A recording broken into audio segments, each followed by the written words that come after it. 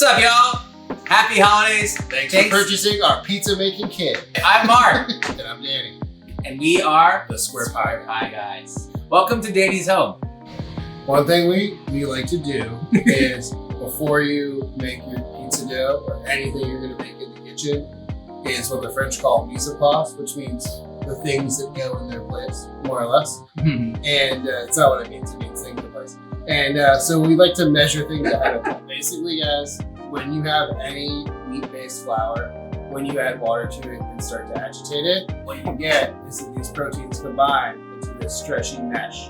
And that stretchy mesh net is what's going to trap the yeast bubbles. It's going to trap the gas, and that's how you get pizza to ride. It's like if you have a tarp and you have like 500 balloons, and if you inflate all those balloons and with helium and you put them under the tarp will rise.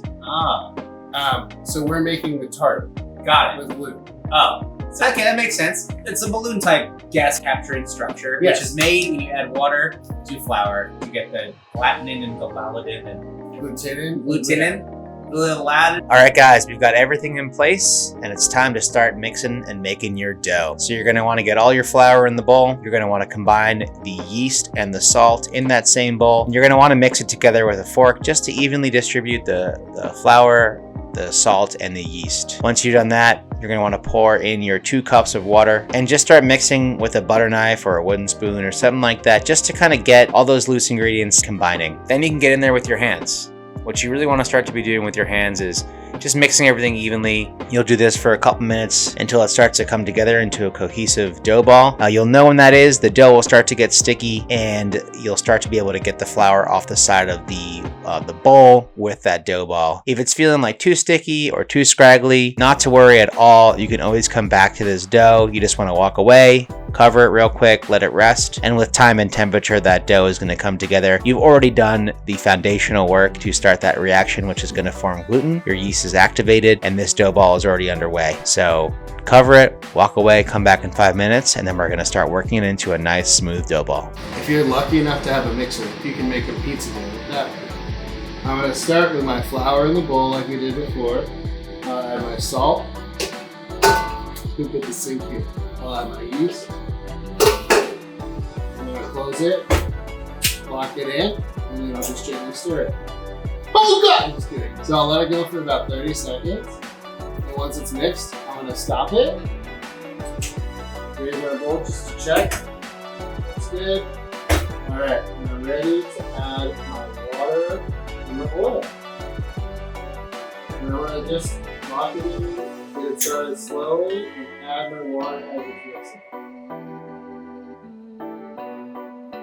So this is on the lowest speed, and all we're trying to do here is just what we're doing with our hands, just try to get the water and the flour. I'll probably go about a minute and a half, just really depending on how long it takes for the dough.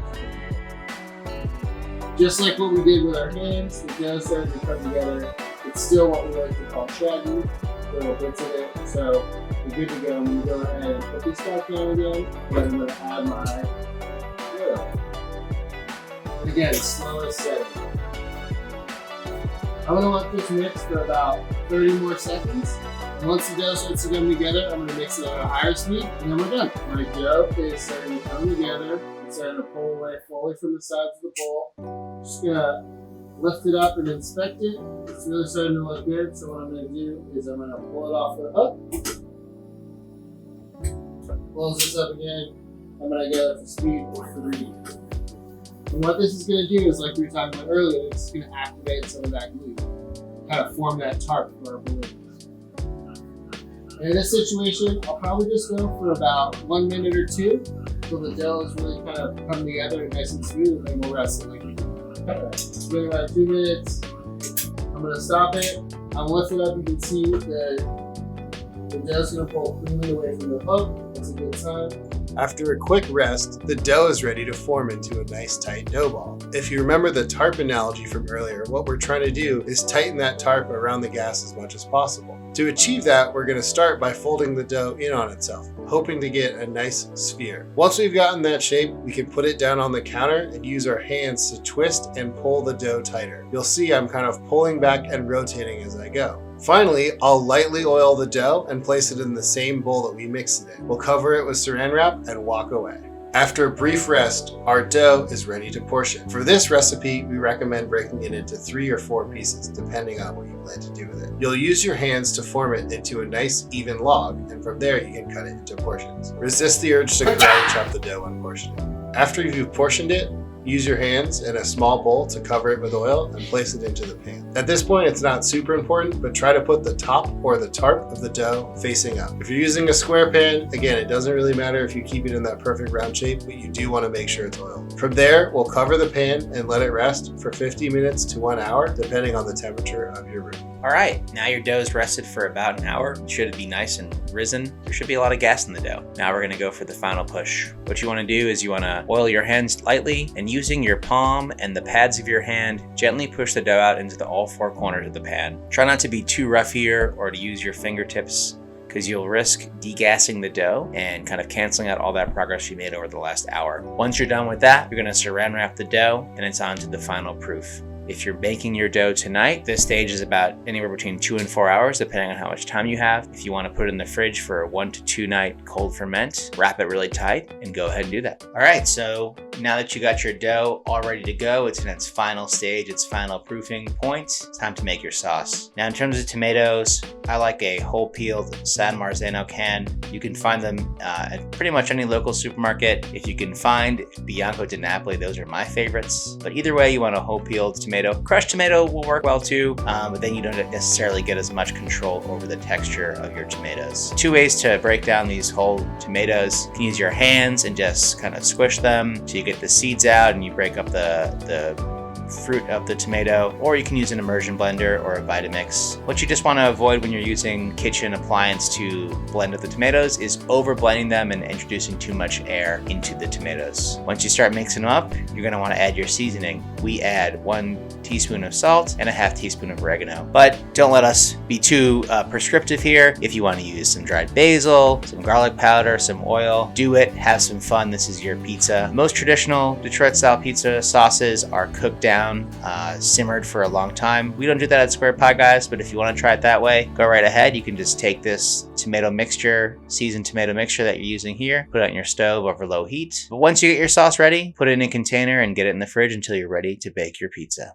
The most important step of this whole process is to make sure to preheat your oven. We did 550, but your oven may vary, so please feel free to adjust it as needed. Regardless, you want something very hot to make sure we get the crispy bottom and the nice brown top. We'll start by using the first type of our cheese. We use up to 3 depending on the pizza, but what's most important for us is the cheddar cheese. We like to sprinkle it around the edge to give us that golden crispy crunch. We will use our fingers to drop it on the edge of the pan, trying to form a tight collar or frame for the rest of our toppings. It's really important that you try to do your best to keep the cheese up on the edge of the pan because that's what's going to make it look so beautiful. With our cheddar edge completed, we're ready to sauce. Here you'll see me using a ladle, but you could also use a spoon. If you're really brave, you could try to pour it out of a small cup, but probably don't pour it out of the large bowl. Once the sauce is laid down in a thin, even layer, we're ready for mozzarella. Now there's 2 types of mozzarella that they talk about with pizza. There's a low moisture mozzarella that often comes shredded, and then there's a fresh mozzarella. It's higher moisture that sometimes gets put on top of pizzas either before or after baking. We'll start with our low moisture mozzarella. And again, our goal is to try to work from the outside in. So we'll sprinkle our mozzarella over the cheddar, trying to cover it as much as possible, and then we'll work our way in. A common mistake pizza makers make is they put too much cheese on. While it might seem like you need to put more cheese on, I guarantee as it bakes, it will spread and give you a beautiful even coat. Please don't over cheese your pizza. Once you've finished your low moisture mozzarella, you can add fresh mozzarella. Some people cut it, some people get the small balls and rip them in half. It's really up to you. But the goal here is to make the pieces small enough so that they'll melt in the oven and brown a little without releasing too much moisture.